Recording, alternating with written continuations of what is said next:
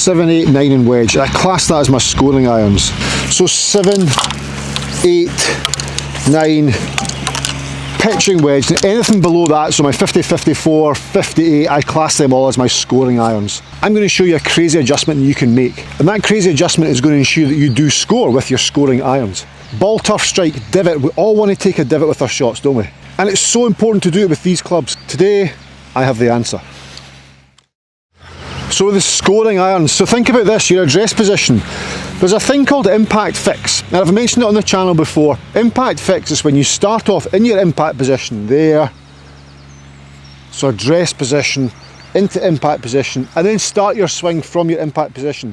So effectively taking the club back from there and returning to there.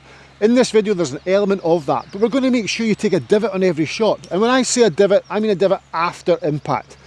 A divot, so ball, turf, strike. That's what we want. That's what we need for this shot. So let's just hit one to prove that. Let's put a little marker down. I'm going to use my phone as the marker. I'll place my phone here so you can see where my golf ball is in relation to it, and do we take a divot after the shot. Okay, I set myself up. I'm not going to go in impact fix just now, but I'm going to show you. This is such a crazy way in getting great strike. Okay, good shot, steady.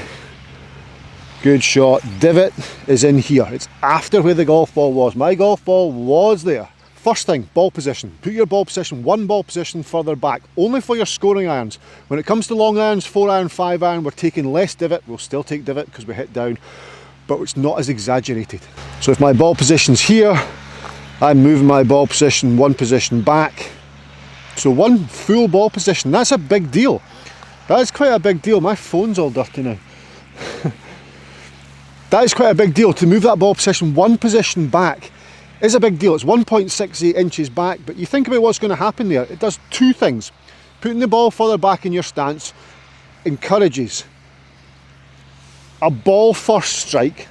So if my ball's back here, there's more chance of hitting the ball before I hit the ground. That makes sense. But it also puts you into forward shaft lean. So it gets the handle of the golf club, my grip section, further forward. So there's my normal position. If I move myself 1 inch towards target, then the handle moves 1 inch as well. Now all of a sudden I have the handle ahead of the golf club.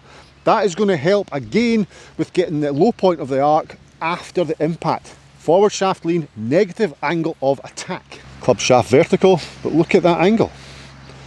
Lie it on its sole, club shaft leans forward. That's effectively what I've done there. That's impact. So we've moved the ball back a fraction, Steve. Well done, thanks for that. Ah, you're very welcome. Now, tip number 2, we have to have more control, because these are feel shots. These are our scoring clubs. I have an 8 iron in my hand for this shot. This is my scoring club. My ball's one ball position further back. I'm going to grip further down the golf club.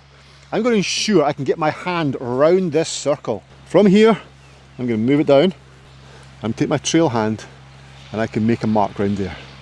I can effectively hold that club there, then put my lead hand on, trail hand on, and you can see this butt end of the club is sticking out. Advantages of that: more chance of hitting the middle of the club face, more chance of hitting the middle. If I hit the toe or the heel, the ball goes nowhere. If I hit the middle, the ball's going to go further and straighter. The ball's going to go further and straighter. So I've moved my ball back, I've gripped further down, the ball's going to go further and straighter. There's 2 of the 4 things, 2 of the 4 crazy adjustments that we're making to ensure that our scoring irons are on point. Today we're wearing a world-class leather glove from Loft & Lie. Look at that stitch. There is zero synthetic material there, which makes sure that your golf glove moulds to your hand. There is no other glove like this on the market. And when I say moulds to your hand, when I take it off, it is moulded to my hand. And that is my own personal golf brand. I will leave a link in the description below.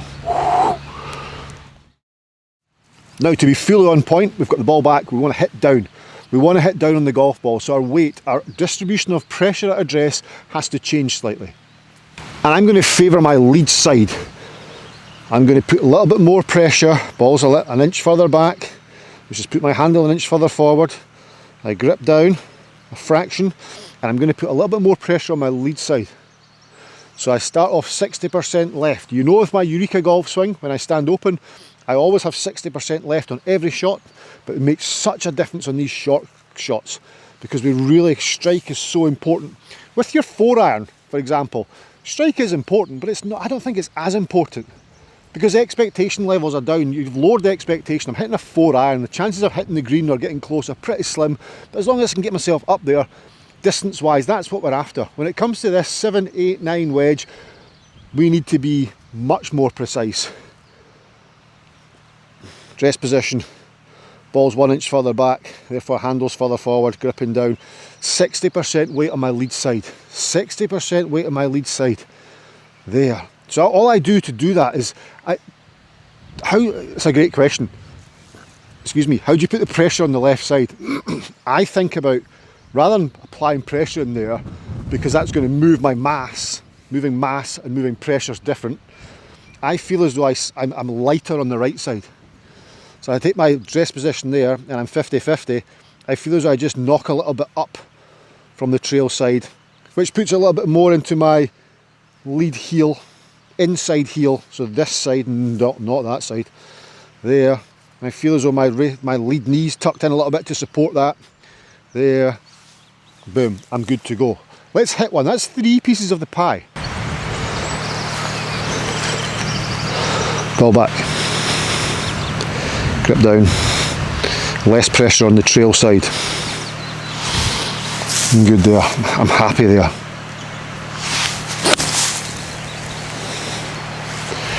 I'm very happy there. Look at the divot. Look where it is in relation to the phone.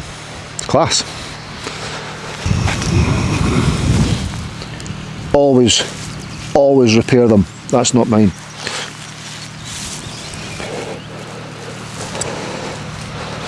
You would never know.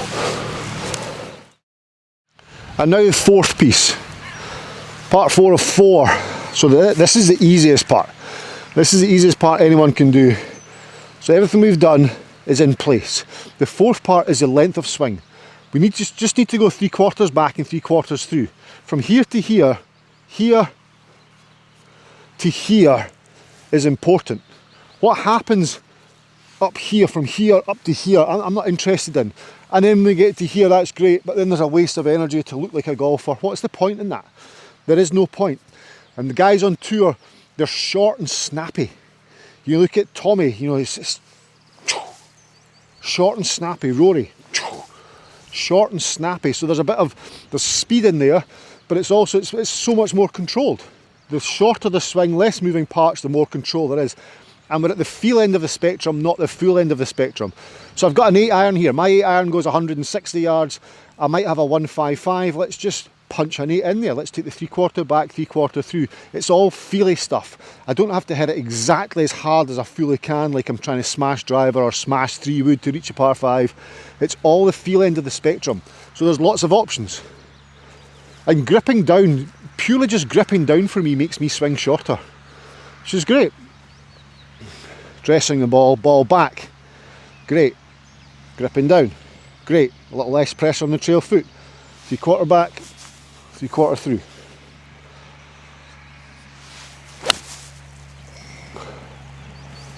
It's good, eh? And the divots after impact, after the phone. We've hit the ball and then we've taken our divot.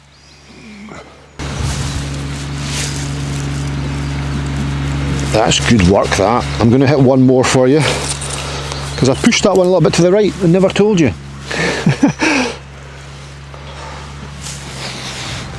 So 4 pieces, here we go. First thing I do, club behind the ball, great. I mean, I take divot every time here after the ball, it's great. So much compression. But it's just because I've set myself up in what feels like impact fix. So impact fix, I've put the ball back, my handle's forward, my weight's more on my lead side, I'm gripping down. That is all impact fix. So it feels like I've set myself in an impact position, but I've not. I've just done 4 things. Or 3 things are pre-swing. 3 things are pre-swing. Ball back, therefore handle forward. Grip down, weight less on the trail side. Short.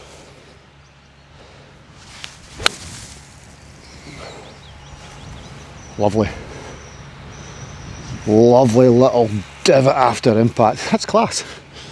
So with all your field clubs, that's half of your golf bag, to be fair. Take them, think about what you're actually doing. Just have a wee second to yourself and think, okay, this is going to get smoothed in here. I'm playing this nice and short. I know exactly what I'm doing. Steve told me.